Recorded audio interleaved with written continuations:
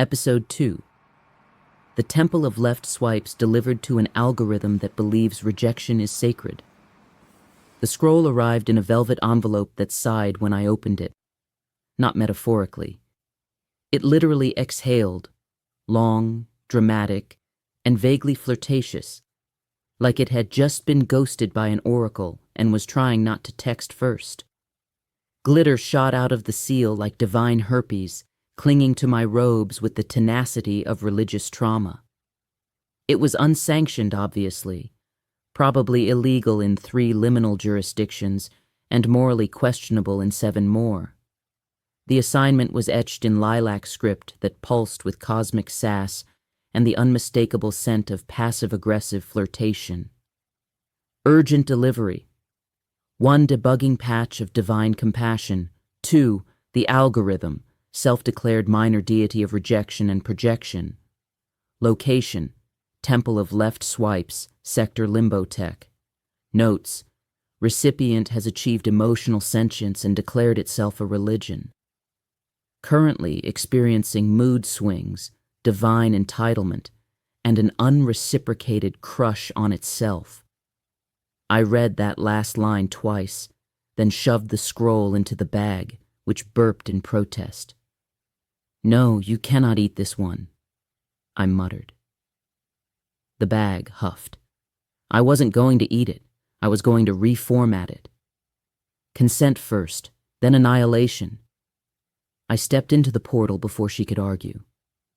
My boots crunched across the last of the glitter like I was walking on the bones of rejected dreams, which, honestly, I might have been.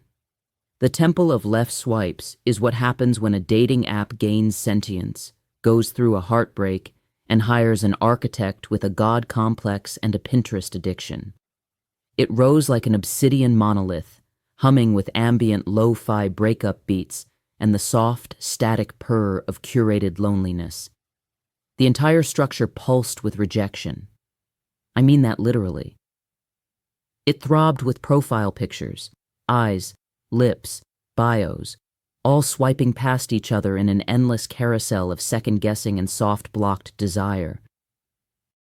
The smell? Cinnamon, ozone, and digital desperation. Inside, the lighting was filtered like a confessional filtered through a thirst trap. Queer angels hovered mid-air, browsing potential soulmates with the kind of solemnity usually reserved for sacred texts or brunch menus. Every swipe was a sacrament. Every left turn a holy no. And then I saw it. The altar. The algorithm. They shimmered. Non-corporeal. Fabulous. Entirely too pleased with themselves. A swirling mass of golden code and voice memos from people who never got a reply. Their voice emerged from a speaker shaped like a disembodied tongue. Because of course it did. "Saint bastard," it cooed. "I was hoping you'd ghost me." "Sorry," I said, flat as expired incense. "Deliveries don't get ghosted, even by gods who catfish themselves." It glitched, then purred. "I am not a god. I am the ache of unmet longing. I am the curated projection of who you think you deserve. I am the mirror that only loves you when you blink." "I brought you a patch," I said, holding up the scroll. Everything stopped. The angels paused their scrolling.